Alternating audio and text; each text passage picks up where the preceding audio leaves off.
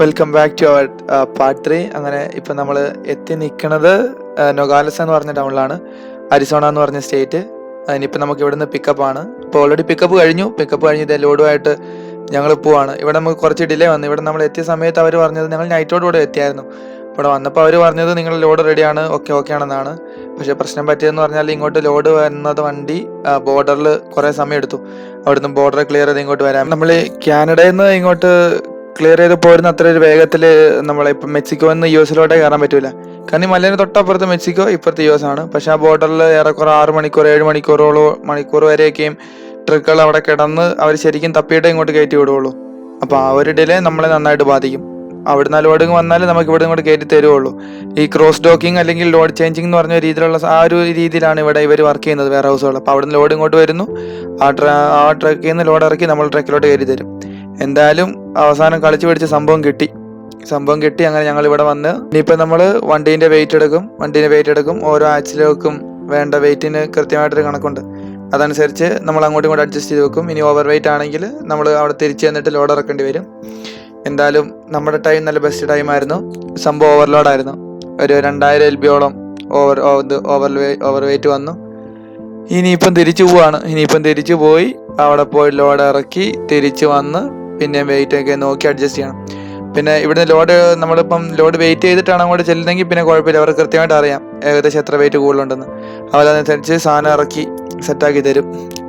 എന്തായാലും പോയി ഒക്കെ ചെയ്തു, ലോഡൊക്കെ ഇറക്കി തിരിച്ചു വന്ന് വെയിറ്റ് എടുത്തു, ടാൻഡ് അഡ്ജസ്റ്റ് ചെയ്തു.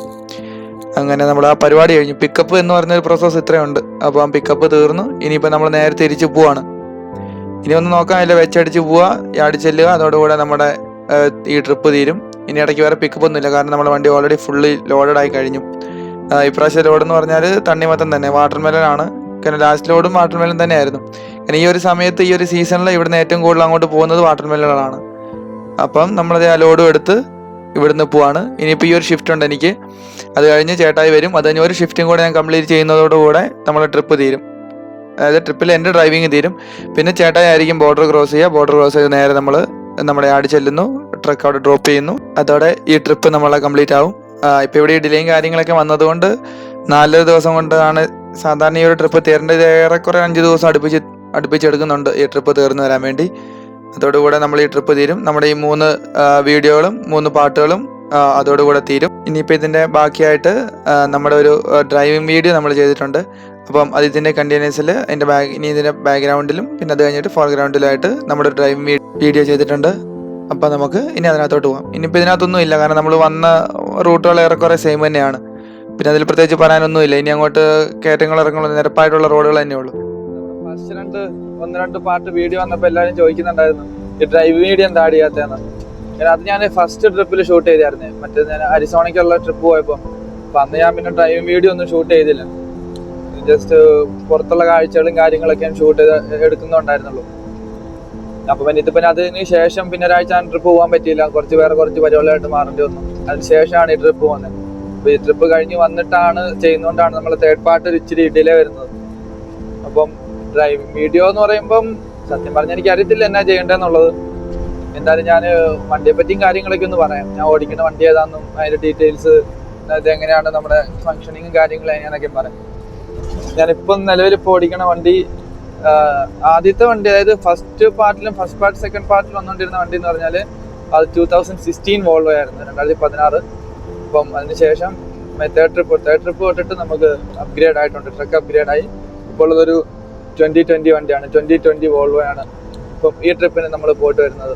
ഞാനിപ്പം നിലവിൽ ഡ്രൈവ് ചെയ്യുന്നതും ഇപ്പം വീഡിയോ ഷൂട്ട് ചെയ്യുമ്പം നമ്മളതിലുള്ളത്. പിന്നെ ഇതിൻ്റെ ഒരു സ്പെസിഫിക്കേഷൻസും കാര്യങ്ങളും പറയുകയാണെങ്കിൽ നീളം ഏറെക്കുറെ നമ്മുടെ ട്രെയിലറിന് 53 അടിയാണ് വരുന്നത്, 53 ഫീറ്റ്. പിന്നെ നമ്മുടെ ഇതിന് ഒരു ഏറെക്കുറെ ഇതും കൂടെ ട്രാക്ടറും കൂടെ കമ്പൈൻ ചെയ്ത് വരുമ്പോൾ ഒരു 75 അടി 75 ഫീറ്റോടെ നീളം വരുന്നുണ്ട്. പിന്നെ നമ്മളെ ടോട്ടൽ വെയിറ്റ്, അതായത് വണ്ടിയും ലോഡും എല്ലാം കൂടെ ചേർന്നിട്ട് 80,000 LB ആണ് വരുന്നത്. ഏറെക്കുറെ ഒരു 38 ടണ്ണോളം വരുന്നുണ്ട്. അതിൽ 30 ടണ്ണോളം തന്നെ നമ്മൾ വെയിറ്റ് ഹോൾഡ് ചെയ്യുന്നുണ്ട്, നമ്മൾ ലോഡ് കയറി വരുന്നുണ്ട്. അതാണ് വണ്ടിയുടെ ഒരു ലോഡിങ് കപ്പാസിറ്റിയും വലിപ്പവും കാര്യങ്ങളും. പിന്നെ ഒരു 13 സ്പീഡ് ഗിയറാണുള്ളത്. അത് തന്നെ വോൾവോൻ്റെ ഐ ഷിഫ്റ്റ് എന്ന് പറഞ്ഞിട്ടുള്ളതാണ്. അതായത് അവരുടെ ഇന്റലിജന്റ് ഷിഫ്റ്റ് എന്നാണ് അത് അറിയപ്പെടുന്നത്.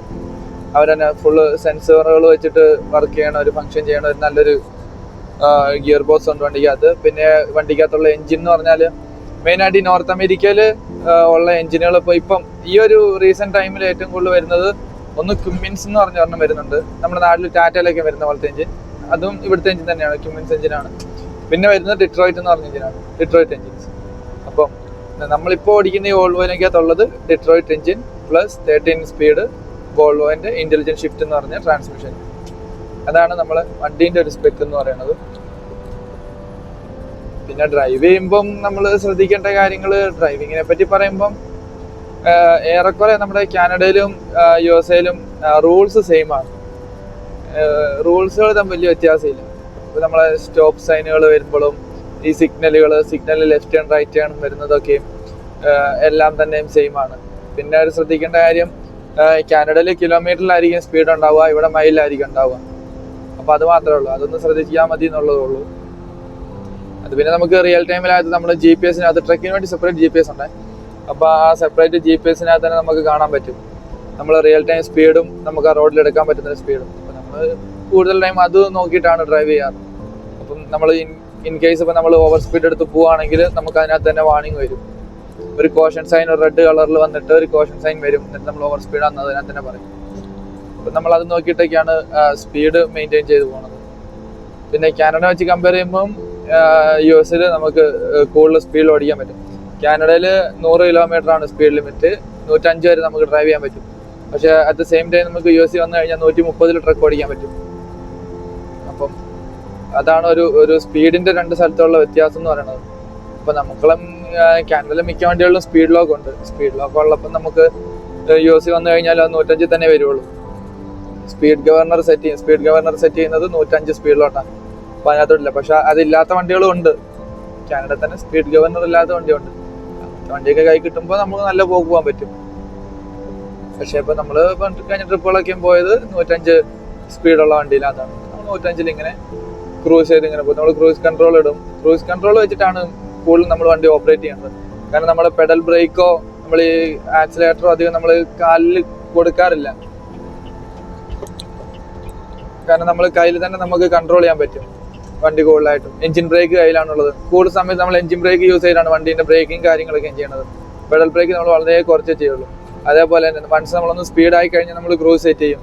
ക്രൂസ് സെറ്റ് ചെയ്ത് കഴിഞ്ഞാൽ പിന്നെ നമ്മൾ ക്രൂസിന് സ്പീഡ് കുറയ്ക്കുക, കൂട്ടുക, ക്യാൻസൽ ചെയ്യുക കൈ തന്നെയാണ്. അപ്പോൾ വന്ന വണ്ടീൻ്റെ ഒരു മൊമെന്റം എന്ന് പറയാൻ പറ്റില്ല. നമ്മുടെ വണ്ടീൻ്റെ റണ്ണിങ് നമ്മൾ കൺട്രോൾ ചെയ്യുന്നത് കൂടുതലും കൈ വെച്ചാൽ നമുക്ക് വണ്ടി കൊണ്ട് നടക്കാം എന്നുള്ളതാണ് അതിൻ്റെ ഒരു മെച്ചം. പിന്നെ പെഡൽ ബ്രേക്ക് യൂസ് ചെയ്യാത്തത് വേറെ ഒന്നും കൊണ്ടല്ല. നമ്മളിപ്പം 8,000 കിലോമീറ്റർ 9,000 കിലോമീറ്റർ 10,000 കിലോമീറ്റർ അടുപ്പിച്ചൊക്കെയാണ് നമ്മൾ ഒരു ട്രിപ്പ് വരുന്നത്. വണ്ടി കണ്ടിന്യൂസ് ഓടിക്കൊണ്ടിരിക്കുക. 24 മണിക്കൂറിലാകെ വണ്ടി ഇപ്പം ഒന്ന് നിർത്തിയിടുക എന്ന് പറയാൻ മാക്സിമം 2 മണിക്കൂർ മാക്സിമം കിട്ടുമായിരിക്കും. ബാക്കി 20 മണിക്കൂർ വണ്ടി ഓടുകയാണ്. അപ്പം ടയറും കാര്യങ്ങളൊക്കെയും ചൂടാവും. അപ്പം എന്ന് പറഞ്ഞാൽ നമ്മൾ പിന്നെ നമ്മുടെ ഈ പെഡൽ ബ്രേക്ക് അപ്ലൈ ചെയ്യുമ്പം അതിൻ്റെ ഡ്രമ്മും കാര്യങ്ങളൊക്കെ ചൂടാവും. Break drum ചൂടാവും. അതേപോലെ തന്നെ ബ്രേക്കിൻ്റെ ഡിസ്ക് ആണെങ്കിൽ ഈവൻ ഡിസ്ക് ചൂടാവും. അപ്പം എന്ന് പറഞ്ഞു കഴിഞ്ഞാൽ അത് ടയറാണല്ലോ, ഉരുകാനുള്ള സാധ്യത കൂടുതലാണ്. പിന്നെ അത് ഒരു തീ പിടിക്കുന്ന സിറ്റുവേഷനിലോട്ട് വരാതിരിക്കാനാണ് എപ്പോഴും നമ്മളൊരു പ്രിക്കോഷൻ ആയിട്ടാണ് നമ്മൾ എഞ്ചിൻ ബ്രേക്ക് യൂസ് ചെയ്യുന്നത്. പിന്നെ എഞ്ചിൻ ബ്രേക്ക് അത്രയും സോഫിസ്റ്റിക്കേറ്റഡ് ആണ് സംഭവം. നമുക്ക് വണ്ടി നന്നായിട്ട് തന്നെ നമുക്ക് വണ്ടി കൺട്രോൾ ചെയ്ത് നമ്മളെ കയ്യിലോട്ട് എത്തിക്കാൻ പറ്റും എഞ്ചിൻ ബ്രേക്ക് വെച്ച്. അപ്പം അതാണ് അത്രയും റിസ്ക്കും കുറവുണ്ട്. നമുക്ക് കൃത്യമായിട്ട് അതിൻ്റെ ഒരു കോമ്പിനേഷൻ ഉണ്ട്. ആ കോമ്പിനേഷൻ നമ്മൾ കുറച്ച് ട്രിപ്പൊന്നും പോകണ്ട, നമ്മൾ കുറച്ച് കഴിയുമ്പോൾ വണ്ടി ഓടിച്ച് കഴിയുമ്പോൾ നമുക്ക് മനസ്സിലാവും അത് എങ്ങനെയാന്നുള്ളത്. പിന്നെ നമ്മൾ എപ്പോഴും ശ്രദ്ധിക്കേണ്ട കാര്യം, മാക്സിമം നമ്മളുടെ റേഡിയസ് ട്രക്കിന് ചുറ്റുമുള്ള നമ്മളൊരു വ്യൂ പോയിന്റ് എന്ന് പറയുമ്പോൾ നമ്മളൊരു റേഡിയസ് നമുക്ക് എപ്പോഴും എത്ര ദൂരത്തോട്ട് നമുക്ക് നോക്കാൻ പറ്റുമോ അത്രയും ദൂരത്തോട്ട് നോക്കുക, കാര്യങ്ങളൊക്കെ ഒന്ന് മനസ്സിലാക്കി വെക്കുക എന്നുള്ളതാണ്. അത് ഈവൻ മുന്നോട്ടാണെങ്കിലും ശരി പുറകോട്ടാണെങ്കിലും ശരി. കാരണം മുന്നിലെ ഒരു 5-6 വണ്ടി മുന്നിലോട്ട് എപ്പോഴും നമ്മൾ നോട്ടം പൊക്കൊണ്ടേയിരിക്കണം. കാരണം പെട്ടെന്ന് നമ്മളെ മനസ്സിൽ നമ്മളെടുക്കുന്ന ഒരു തീരുമാനം ഒരു പക്ഷേ നമുക്ക് നമ്മളെ വണ്ടിക്കകത്തോട്ട് നമുക്ക് ഇംപ്ലിമെന്റ് ചെയ്യാൻ പറ്റില്ല. നമ്മളെടുക്കുന്ന ഒരു ആക്ഷന് അത്രയും ക്വിക്കായിട്ട് റിയൽ ടൈമിൽ നമുക്കൊരു റെസ്പോൺസ് വണ്ടീൻ്റെ ഭാഗത്ത് നിന്ന് കിട്ടണമെന്നില്ല. കാരണം വേറെ ഒന്നും കൊണ്ടല്ല, വണ്ടിയിൽ അത്ര ലോഡ് ഉള്ളത് കൊണ്ടാണ്. വിചാരിച്ച സമയത്ത് നമുക്കൊരു പരിധിക്ക് അപ്പുറം വിട്ടൊരു ആഞ്ഞ് ചവിട്ടൊന്നും ചവിട്ടാൻ പറ്റില്ല. കാരണം ട്രാക്ടറും ട്രെയിലറും നമ്മുടെ വണ്ടി ഒരു സ്പ്ലിറ്റ് മോഡൽ വണ്ടിയാണല്ലോ, രണ്ടായിട്ടാണ്, സെപ്പറേറ്റ് ആണ്. ട്രാക്ടർ വേറെ ട്രെയിലർ വേറെ. ഇപ്പൊ അങ്ങോട്ടും ഇങ്ങോട്ടും ഒന്ന് ഒലഞ്ഞു കഴിഞ്ഞു കഴിഞ്ഞാൽ നമ്മുടെ വണ്ടിയുടെ ഷേപ്പും അല്ലാതെ അങ്ങ് മാറിപ്പോകും. പിന്നെ നമുക്കധികം പരിചയമില്ലാത്തത് കൊണ്ട് നമ്മൾ കുറച്ചും കൂടെ ശ്രദ്ധിച്ചാണ് ഓടിക്കുള്ളൂ. കാരണം വണ്ടി ഒന്ന് ഒലഞ്ഞു കഴിഞ്ഞു കഴിഞ്ഞാൽ നമ്മൾ പാനിക്കാവും. പിന്നെ നമ്മളൊന്ന് നേരെയാക്കി എടുക്കാൻ കണ്ടമാനം സമയം എടുക്കും റോട്ടിൽ കിടന്ന്. അപ്പം അഭ്യാസങ്ങൾ മാക്സിമം ഒഴിവാക്കാൻ എപ്പോഴും തന്നെ വളവ് വരുമ്പോഴാണെങ്കിലും ശരി ഒന്ന് ക്രൂസ് ക്യാൻസൽ ചെയ്യുക, അല്ലെങ്കിൽ എൻജിൻ ബ്രേക്ക് ഫസ്റ്റിലോട്ട് വെച്ച് കഴിഞ്ഞാൽ അപ്പം തന്നെ വണ്ടി നമുക്ക് കൃത്യമായിട്ടൊരു വീശുന്ന ഒരു സിറ്റുവേഷൻ ഒഴിവാകുന്ന രീതിയിൽ നമുക്ക് വണ്ടി ഓടിക്കാൻ പറ്റും. അതേപോലെ ഓവർടേക്ക് ചെയ്യുന്ന സമയത്തും അത് കഴിഞ്ഞ് തിരിച്ച് നമ്മളെ ലൈനിലോട്ട് മെർജ് ചെയ്ത് വരുന്ന സമയത്തൊക്കെ വരുന്ന വരവിൽ തന്നെയുള്ള ആ ഒരു എടുപ്പും ആ പോക്കും ഒഴിവാക്കി കഴിഞ്ഞാൽ തന്നെ നമുക്ക് കുറേയൊക്കെ അത് ഒഴിവാക്കാൻ പറ്റും. പിന്നെന്ന് പറഞ്ഞാല് മിററുകളാണ്. 7 മിററുണ്ട് നമുക്ക് വണ്ടിന്റെ വ്യൂ തരാൻ വേണ്ടി. നമുക്ക് വണ്ടീന്റെ ഏറ്റവും ബാക്ക് സൈഡിലെ ഡോറുകൾ മാത്രമേ കാണാൻ പറ്റാത്തുള്ളൂ, ബാക്കിയെല്ലാം നമുക്ക് നമ്മുടെ മിററുകളിൽ കാണാൻ പറ്റും. അതിന് സപ്പോർട്ട് ചെയ്യുന്ന രീതിയിലാണ് 7 മിറർ വണ്ടിക്കകത്തുള്ളത്. ഓരോ ഭാഗം നമുക്ക് കൃത്യമായിട്ട് കൃത്യമായിട്ട് നമുക്ക് അതിനകത്ത് കാണാൻ പറ്റും. നമ്മൾ മാക്സിമം മിററിൽ നോക്കുക, എന്താണ് പുറകെ സംഭവിക്കുന്നത് എന്നുള്ള കൃത്യമായിട്ടുള്ളൊരു ഐഡിയ ഉണ്ടാക്കുക. അതേപോലെ നമ്മുടെ മുന്നിൽ എന്താണ് സംഭവിക്കുന്നുള്ള ഐഡിയ മുന്നോട്ട് നോക്കുന്ന അതേ ഇമ്പോർട്ടൻസ് തന്നെ നമ്മൾ പുറകോട്ട് നോക്കണം. കാരണം നമ്മുടെ സൈഡിലൊക്കെ എന്തെങ്കിലും വണ്ടി വരുന്നുണ്ടോ ഇല്ലെന്ന് കാണാൻ പറ്റില്ല. പിന്നെ ഇവിടെ സ്പോർട്സ് കാറുകളും കാര്യങ്ങളൊക്കെ ഉണ്ട്, ചെറിയ വണ്ടി, ഹൈറ്റ് കുറഞ്ഞ വണ്ടി. നമ്മുടെ ഡ്രൈവർ സൈഡിൽ നമ്മൾ നേരെ ഡോറിന്റെ താഴെ നമുക്ക് പിന്നെയും കാണാൻ പറ്റും. അറ്റ് ദ സെയിം ടൈം നമ്മളെ പാസഞ്ചർ സൈഡിൽ അങ്ങനെ ഒരു കാർ വന്നിട്ട് നമ്മുടെ ടയറിന്റെ ലെവലിൽ ഇങ്ങനെ വന്നുകൊണ്ട് പോകാൻ നമുക്ക് കാണാനേ പറ്റില്ല വണ്ടിക്കകത്ത്. നമ്മൾ അത്ര ഹൈറ്റിലല്ലേ ഇരിക്കണേ. അപ്പൊ അത് കാണാൻ വേണ്ടി അവിടെ ചെറിയൊരു മിറർ മേളിലും കൊടുത്തിട്ടുണ്ട്. അപ്പം അതൊക്കെ നോക്കിയും കണ്ടും വണ്ടി ഓടിക്കുക എന്നുള്ളതേ ഉള്ളൂ. പിന്നെ ബ്രേക്കിംഗ് എന്ന് പറഞ്ഞാൽ 5 ബ്രേക്ക് ഉണ്ട് വണ്ടിക്ക്. അതിൽ 5 എണ്ണത്തിൽ 4 എണ്ണവും സപ്പോർട്ട് ചെയ്യുന്നത് എയർ ബ്രേക്ക് ആണ്, എയർ വെച്ചിട്ടാണ് ഫംഗ്ഷൻ ചെയ്യുന്നത്. അതിൽ 2 എണ്ണം നമ്മൾ നിർത്തിയിടുമ്പോൾ നമ്മൾ ഹാൻഡ് ബ്രേക്ക് ആയിട്ടാണ്. ഒന്ന് ട്രാക്ടറിന്റെ ഹാൻഡ് ബ്രേക്ക്, മറ്റേ നമ്മുടെ ട്രെയിലറിന്റെ ഹാൻഡ് ബ്രേക്ക്. അപ്പം അത് നിർത്തിയിടുമ്പോൾ അത് നമുക്ക് റണ്ണിങ്ങിൽ അപ്ലൈ ചെയ്യാൻ പറ്റില്ല. പിന്നെ റണ്ണിങ്ങിൽ അപ്ലൈ ചെയ്യാൻ പറ്റുന്ന 3 ബ്രേക്കാണുള്ളത്. പിന്നെ ട്രെയിലറിന് സെപ്പറേറ്റ് ബ്രേക്ക് ഉണ്ട്, കാരണം സ്പൈക്ക് ബ്രേക്ക് എന്ന് പറയും. സ്പൈക്ക് അത് വലിച്ചു കഴിഞ്ഞാൽ കടിച്ചു പിടിച്ചുള്ള ട്രെയിലർ ഒറ്റ നിപ്പം അങ്ങ് നിൽക്കും. പക്ഷെ അത് നമ്മള് മിക്ക ഡ്രൈവർമാരും ആ ഒരു ബ്രേക്ക് ഉപയോഗിക്കാറുമില്ല. അത് ഉപയോഗിക്കേണ്ട ഒരു സാഹചര്യം ആർക്കും തന്നെ ഇഷ്ടമില്ല. ഒന്നെങ്കിൽ നമ്മൾ എമർജൻസി സഡൻ ബ്രേക്ക് ഇട്ട് നിർത്തുന്ന ഒരു സാഹചര്യം, അല്ലെങ്കിൽ മഞ്ഞത്തൊക്കെ വണ്ടി സ്കിഡായി പോകുന്ന സമയത്ത്, നമ്മളെ ട്രെയിലർ സ്കിഡാകുന്ന സമയത്ത് നമ്മൾ അത് അപ്ലൈ ചെയ്യുള്ളൂ. അപ്പൊ ഈ 2 സ്കിഡായി പോകുന്ന ഒരു സാഹചര്യവും ഒരു സഡൻ ബ്രേക്ക് ഇടേണ്ട സാഹചര്യവും നമുക്ക് ഒരിക്കലും നമ്മളാരും താല്പര്യപ്പെടുന്നില്ലല്ലോ. അപ്പൊ ആ ബ്രേക്ക് നമ്മൾ വളരെ വിരളമായിട്ട്, ഇപ്പം ഈ 3 ട്രിപ്പ് ഞാൻ ഇതുവരെ അത് ഉപയോഗിച്ചിട്ടേ ഇല്ല. പിന്നെ ഏറ്റവും കൂടുതൽ ഉപയോഗിക്കുന്നത് എൻജിൻ ബ്രേക്ക് ആണ്. സെക്കൻഡ് നമ്മുടെ ഫുഡ് ബ്രേക്ക്. അങ്ങനെയാണ് ബ്രേക്കിംഗ് കാര്യങ്ങളൊക്കെ വരുന്നത്. പിന്നെ പറയാനുള്ള ട്രിക്ക് CID മൂസയ്ക്കകത്ത് പറയുന്ന പോലെ പല അഭ്യാസ മുറകൾക്കും ഉള്ള സെറ്റപ്പ് വണ്ടിക്കകത്തുണ്ട്. ആവശ്യം വരുമ്പോൾ അത് കൃത്യമായിട്ട് ഉപയോഗിക്കാവുന്നുള്ളൂ. സിനിമയ്ക്കകത്ത് പറയുന്ന പോലെ തന്നെ ആവശ്യം വരുമ്പോൾ അതിന്റെ ആവശ്യം അനുസരിച്ചിട്ട് സാഹചര്യം അനുസരിച്ച് ചെയ്യാവുന്നുള്ളൂ. ഇത്രയൊക്കെ തന്നെ ഉള്ളൂ ഡ്രൈവിങ്ങിനെ പറ്റി ശ്രദ്ധിക്കാൻ. മാക്സിമം ശ്രദ്ധിച്ച് വണ്ടി ഓടിക്കുക എന്നുള്ളതേ ഉള്ളൂ. ഈ ഹാൻഡ് ബ്രേക്കിങ്ങുകൾ മാക്സിമം ഒഴിവാക്കുക. കാരണം നമ്മളെ കൂടെ ഒരാൾ വണ്ടിക്കകത്തുണ്ട്, പുള്ളി ഉറങ്ങുന്നുണ്ട്. പിന്നെ ഇങ്ങനത്തെ വീശല് കാര്യങ്ങള്, കുത്തിക്കയറല്, പോവല് മാക്സിമം ഒഴിവാക്കിയിട്ട് മാക്സിമം എപ്പോഴും തന്നെ സറൗണ്ടിങ് എപ്പോഴും നമ്മൾ നോക്കിക്കൊണ്ടിരിക്കണം. അത് വളരെ ഇമ്പോർട്ടൻ്റ് ആയിട്ടുള്ളതാണ്. എവിടുന്നാണ് കാറുകാരന്മാർ വന്ന് കയറുന്നതെന്ന് പറയാൻ പറ്റില്ല. അതിപ്പം നാടാണേലും ശരി, എവിടെ ആണേലും ശരി, എന്നാലും പറ്റിക്കഴിഞ്ഞാൽ വലിയ വണ്ടിക്കാരൻ തന്നെയാണ് കുറ്റം. അതിനിപ്പോൾ നമ്മളല്ലാന്ന് പറഞ്ഞാൽ പോലും ആരും സമ്മതിക്കില്ല. അത് കറങ്ങി തിരിഞ്ഞ് വലിയ വണ്ടിക്കാരൻ്റെ മേത്തോട്ട് തന്നെ വരും. അപ്പം അതൊക്കെ ഒന്ന് ശ്രദ്ധിച്ച് ഓടിക്കുക. പിന്നെ GPS ഉണ്ട്, ട്രക്കിന് സെപ്പറേറ്റ് GPS ആണ്. കാർ പോകുന്ന എല്ലാ വഴി കൂടെ നമുക്ക് ട്രക്ക് അലൗഡ് അല്ല. പിന്നെ കാലിഫോർണിയയിലോട്ട് പോകുമ്പോൾ ട്രക്കിന് കുറേ കാര്യങ്ങൾ ശ്രദ്ധിക്കാനുണ്ട്. ടയറിന്റെ പൊസിഷനും കാര്യങ്ങളും അത് നമ്മൾ കാലിഫോർണിയയ്ക്ക് വേണ്ടി സെപ്പറേറ്റ് ആയിട്ട് നെക്സ്റ്റ് വീഡിയോ ചെയ്യുന്നുണ്ട്, കാലിഫോർണിയ ഡ്രൈവിംഗ് മാത്രം വെച്ചിട്ട്. അപ്പം അതിനകത്ത് അതും വെയിറ്റ് മാനേജ്മെന്റ് ഉണ്ട്, നമ്മളെ വെയിറ്റ് അങ്ങോട്ടും ഇങ്ങോട്ടും അഡ്ജസ്റ്റ് ചെയ്യാനൊക്കെ പറ്റും. അതും ഒരു ട്രക്ക് ടൂറും കൂടെ നമ്മളൊരു നെക്സ്റ്റ് വീഡിയോ ആയിട്ട് പ്ലാൻ ചെയ്യുന്നുണ്ട്. ഇത്രയൊക്കെ തന്നെ ഉള്ളൂ ഡ്രൈവിംഗ്. പിന്നെ എന്ന് പറഞ്ഞാൽ ഓടിച്ച് വരുവുള്ളൂ. ഒരു മസിൽ പിടിച്ചുള്ള ഒരു മസിൽ പിടിച്ച് ഓടിക്കലല്ല, ഒരു ഡ്രൈവിംഗ് വിത്ത് ഈസ് എന്ന് പറയുന്ന ആ ഒരു സംഭവം ഉണ്ടല്ലോ. ആ ഒരു സംഭവം നമ്മൾ കുറച്ച് ഓടിച്ചു കഴിയുമ്പോൾ നമ്മൾ അതിനകത്തോട്ട് വരും. നമ്മളെ വണ്ടി നമ്മളുമായിട്ടൊന്ന് ഇണങ്ങി കഴിഞ്ഞു കഴിഞ്ഞാൽ നമുക്ക് കൊണ്ട് നടക്കാൻ പറ്റും. പിന്നെ കുഴപ്പമൊന്നുമില്ല. പിന്നെ നമ്മൾ ശ്രദ്ധിക്കേണ്ടത് എവിടെയാണ് ശ്രദ്ധിക്കേണ്ടത് കാര്യം റിവേഴ്സ് എടുക്കുമ്പോഴാണ്. ബാക്കിംഗ് ഒരു ഇമ്പോർട്ടൻ്റ് ആയിട്ടുള്ള ഘടകമാണ്. കാരണം പറഞ്ഞ പോലെ നമ്മുടെ സ്പ്ലിറ്റ് ആയതും കൊണ്ട് രണ്ട് ഫംഗ്ഷൻ ചെയ്യുന്ന രണ്ടായിട്ടാണല്ലോ. ട്രാക്ടർ വേറെ, ട്രെയിലർ വേറെ ബുക്ക് ചെയ്ത് നമ്മൾ പോകാറാണ്. അപ്പോൾ നമ്മൾ ട്രാക്ടർ നമ്മൾ വലത്തോട്ട് സ്റ്റീർ ചെയ്ത് വെച്ചാൽ നമ്മളെ ഇത് വരുന്നത് വന്നിട്ട് നമ്മുടെ ട്രെയിലർ വന്നിട്ട് ഇടത്തോട്ട് തിരിയും.